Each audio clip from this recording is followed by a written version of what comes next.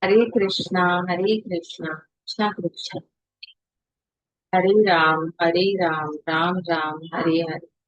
Hare Krishna, Krishna Krishna, Hare Hare. Hare Ram, Ram Ram. Let's do some Radha Jap.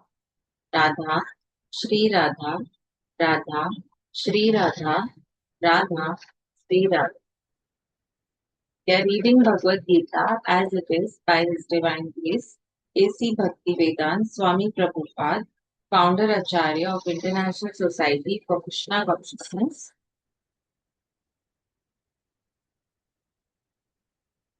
We are in chapter 6, text 15.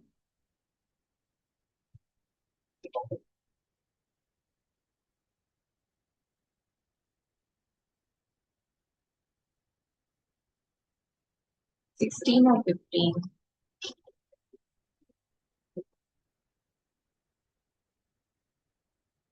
Anyway, from text 15.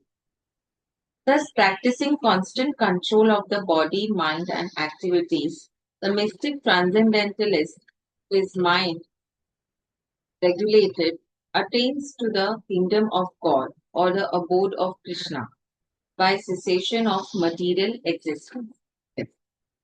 Let's read the purport. The ultimate goal in practicing yoga is now clearly explained. Yoga practice is not meant for attaining any kind of material facility. It is to enable the cessation of all material existence.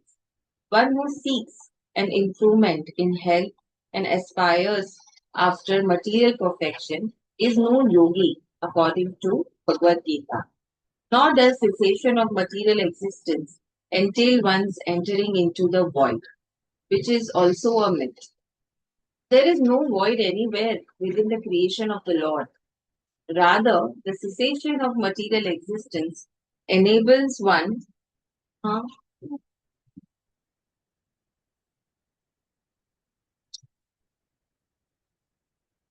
How is it, Anna?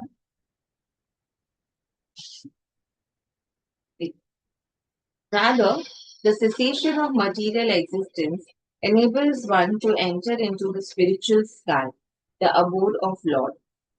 The abode of the Lord is also clearly described in the Bhagavad Gita as that place where there is no need of sun, moon, or electricity. All the planets in the spiritual kingdom are self illuminated like the sun in the material sky. The kingdom of God is everywhere, but the spiritual sky and the planets thereof are called Paramdham or superior abodes. A consummate yogi who is perfect in understanding Lord Krishna, as is clearly stated herein by the Lord Himself, Mat Chitta, Mat Para, Mat Sthana, can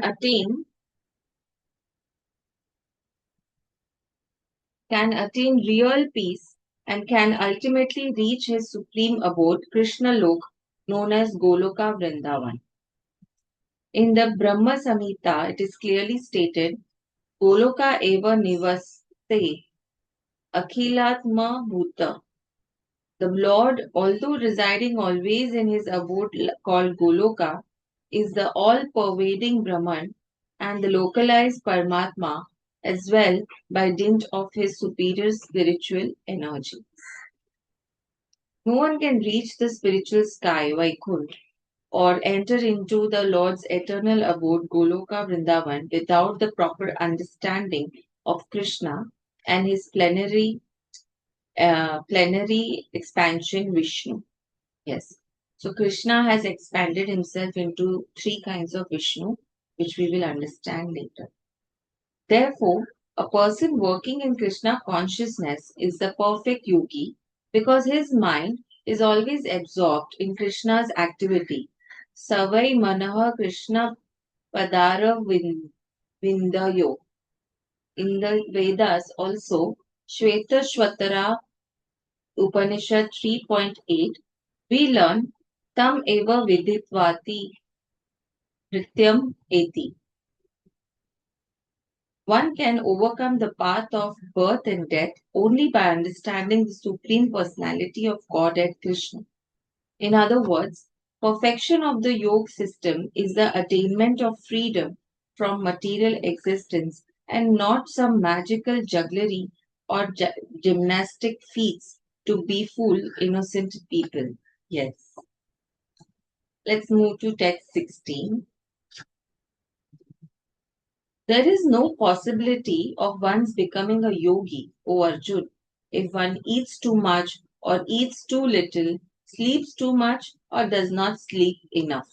Yes, let's read the purport. Regulation of diet and sleep is recommended herein for the yogis. Too much eating means eating more than is required to keep the body and soul together. There is no need for men to eat animals because there is an ample supply of grains, vegetables, fruits, and milk. Such simple food stuff is considered to be in the mode of goodness according to the Bhagwat Geeta. Animal food is for those in the mode of ignorance. Therefore, those who indulge in animal food, drinking, smoking, and eating food which is not first offered to Krishna will suffer sinful reactions because of eating only polluted things. Bhun- Bhunjate tetu tetva agam papa ye pachanti atma karanat. Anyone who eats for sense pleasure or cooks for himself, not offering his food to Krishna, eats only sin. One who eats sin and eats more than is allotted to him cannot execute perfect yoga.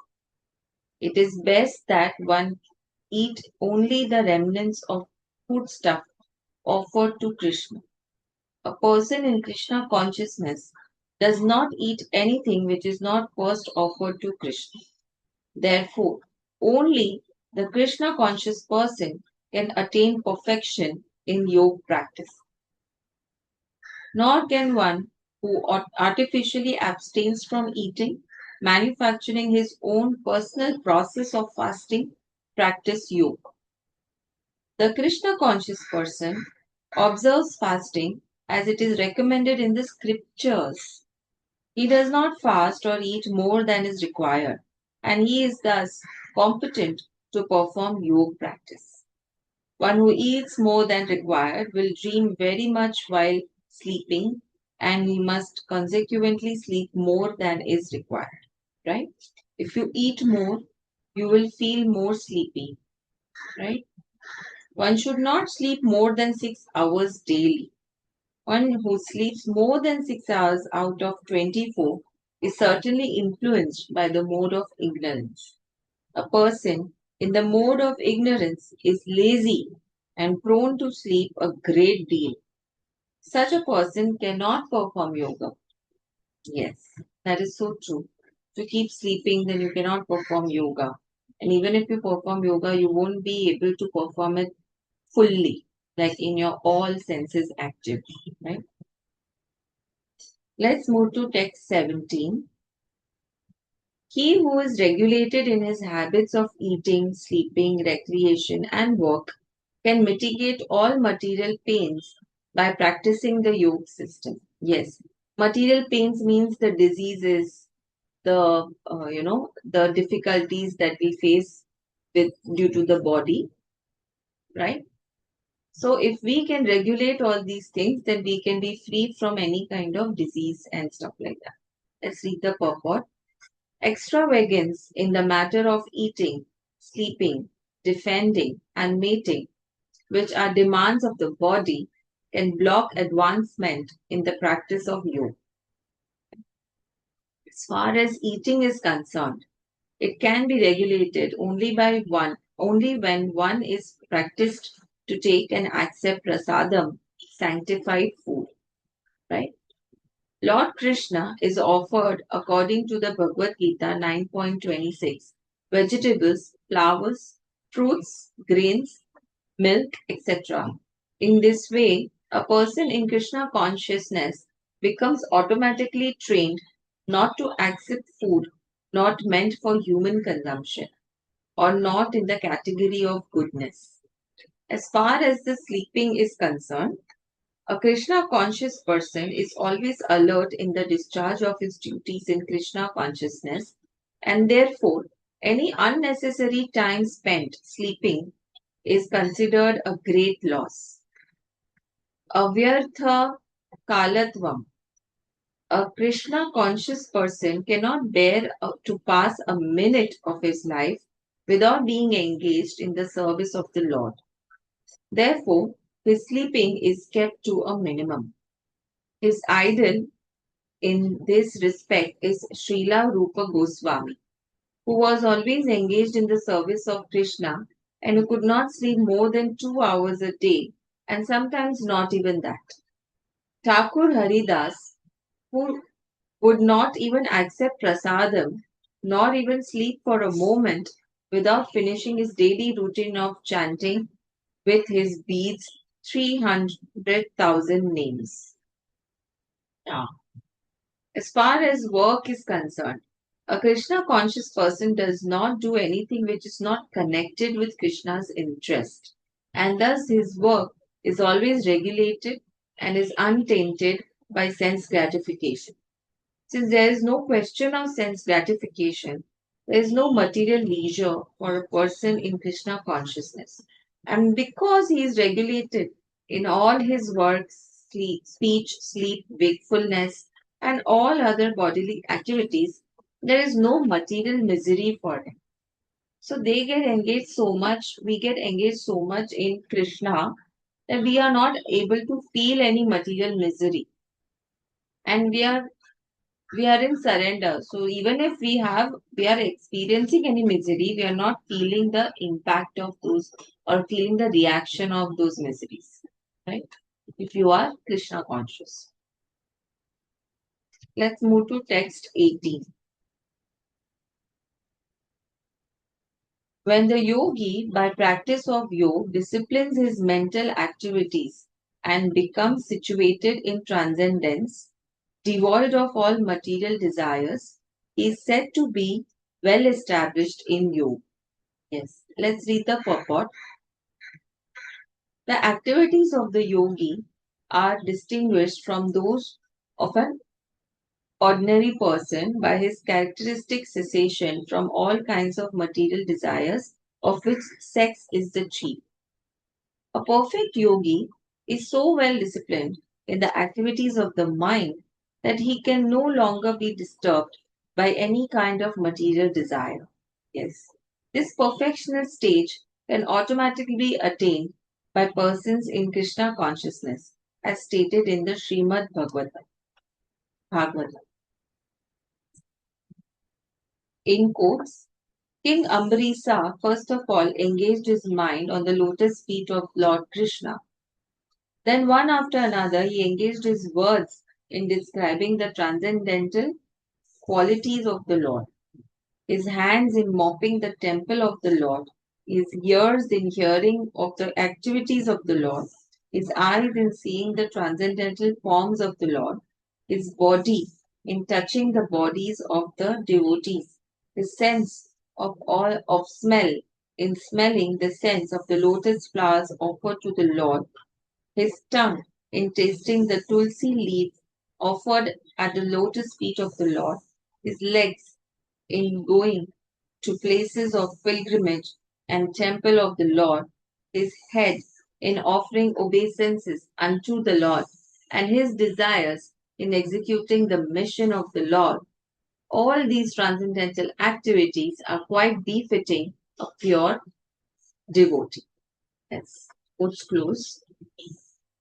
This transcendental stage may be inexpressible subjectively by the followers of the impersonalist path, but it becomes very easy and practical for a person in Krishna consciousness. If you are Krishna conscious, then these things become very easy for you, right? Like how if there is any difficult thing, but if we are in surrender that I will be able to do it, my God will help me out. We are suddenly we are suddenly charged to complete instead of feeling lazy or procrastinating that work. Right? As is apparent in the above description of the engagements of Maharaj Ambrisa. Unless the mind is fixed on the lotus feet of the Lord by constant remembrance, such transcendental engagements are not practical. In the devotional service of the Lord, therefore, these prescribed activities are called archana, or engaging all the senses in the service of the Lord. The senses and the mind require engagement. Simple abnegation is not practical. Yes. So even if you must have seen people who are doing mala, but they are not fully engaged in it. They are listening to the phone, they are talking to other people, and they are doing this mala. So that is a waste of time. You need to have all your senses focused on the beads when you are and the name of the Lord when you are chanting. Correct? Simple abnegation is not practical. Therefore, for people in general, especially those who are not in the renounced order of life, transcendental engagement of the senses and the mind, as described above, is the perfect process for transcendental achievement, which is called yukta in the Bhagwat Geeta. Yukta. Let's move to text 19. As a lamp in the wildest place does not waver, so the transcendentalist whose mind is controlled remains always steady in his meditation on the transcendent self. Yes. Let's read the purport. A truly Krishna conscious person, always absorbed in transcendence, is constant undisturbed meditation on his worshipable Lord, is as steady as a lamp in a windless place. Yes. Let's move to text 20 to 23, given together. My God, this is a long one. Yes. In the stage of perfection called trance or samadhi, one's mind is completely restrained from material mental activities by practice of yoga. This perfection is characterized by one's ability to see the self by the pure mind and to relish and rejoice in self. Yes. In that joyous state, one is situated in boundless transcendental happiness, realized through transcendental senses. Established thus, one never departs from the truth, and upon gaining this, he thinks that he thinks there is no greater gain. Being situated in such a position, one is never shaken, even in the midst of greatest difficulty. This indeed is actual freedom from all miseries arising from material contact. Yes. Let's read the purport.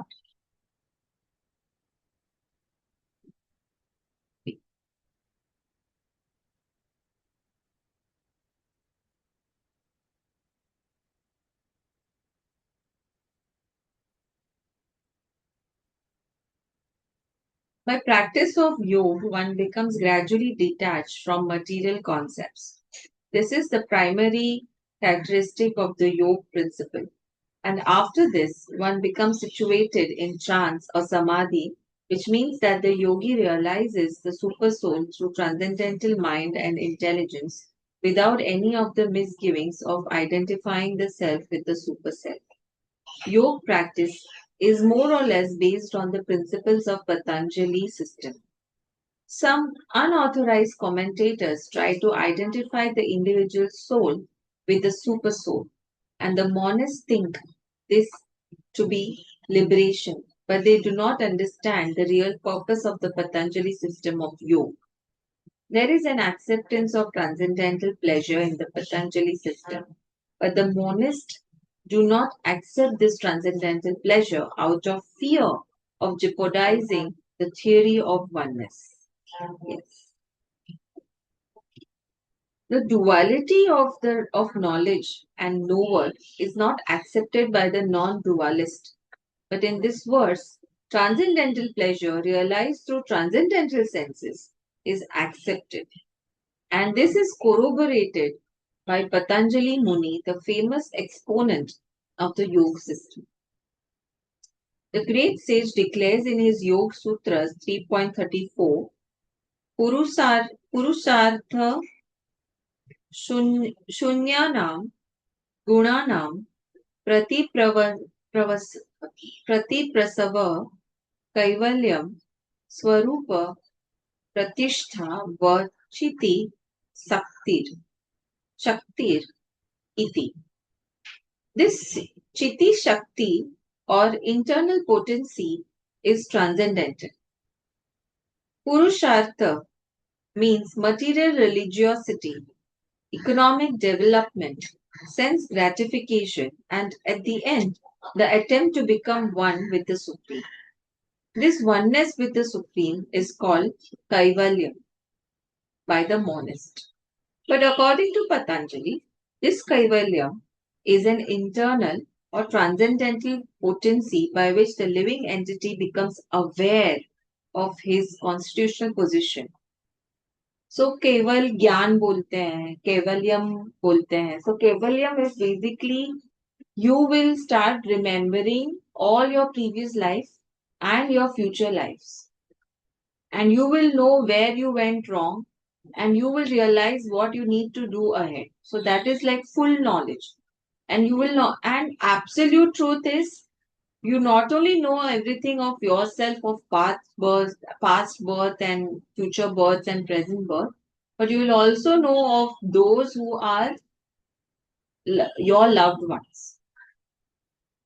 That is again absolute truth. You will know of each and every person, just like the God knows, right? In the words of Lord Chaitanya, this state of affairs is called Cheto Darpan Marjanam, sorry, or clearance of the impure mirror of the mind. The clearance is actually liberation or Bhava Maha Davagni Nirvapanam. The theory of Nirvana also preliminary corresponds with this principle. In the Bhagavatam 2.10.6, this is called Swarupena Vyavasthiti. The Bhagwat Geeta also confirms this situation in this verse. After nirvana or material cessation, there is the manifestation of spiritual activities or devotional service to the Lord known as Krishna consciousness. In the words of Bhagavatam, Swarupena Vyavasthiti, this is the real life of the living entity. Maya or illusion is a condition of spiritual life contaminated by material infection. Liberation from this material infection does not mean destruction of the original eternal position of the living entity. Patanjali also accepts this by his words Kaivalyam Swarupa Pratishtha Va Chitti Shaktir Titi. This Chitti Shakti or transcendental pleasure is real life. This is confirmed in the Vedanta Sutra 1.1.12 as Anandmayo Dhyasat. This natural transcendental pleasure is the ultimate goal of yoga and is easily achieved by execution of devotional service or bhakti yoga. Bhakti yoga will be vividly described in the 7th chapter of Bhagwat Geeta. In the yoga system, as described in this chapter, there are two kinds of samadhi called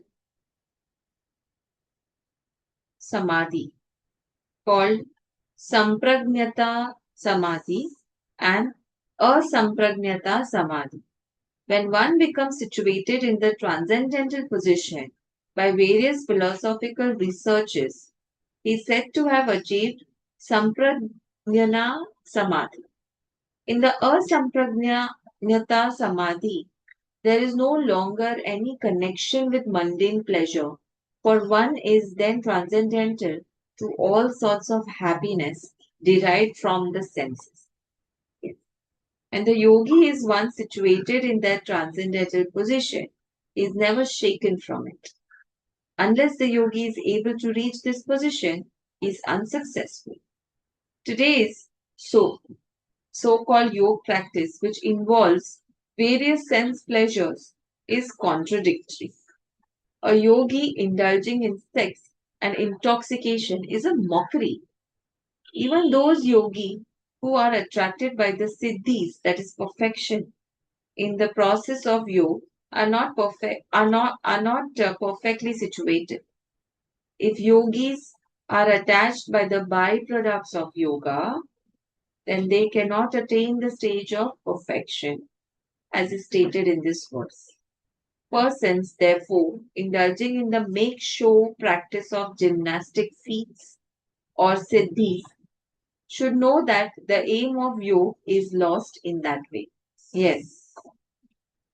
So by gymnastic feats means, you remember there are some yogis who can in their sadhana can lift themselves in the air, but it is only for themselves, not to show to others that they can lift themselves. Once that happens, they will never reach perfection because now they are attached to the results of their siddhi, right? एक सिद्धि आप प्राप्त करेंगे.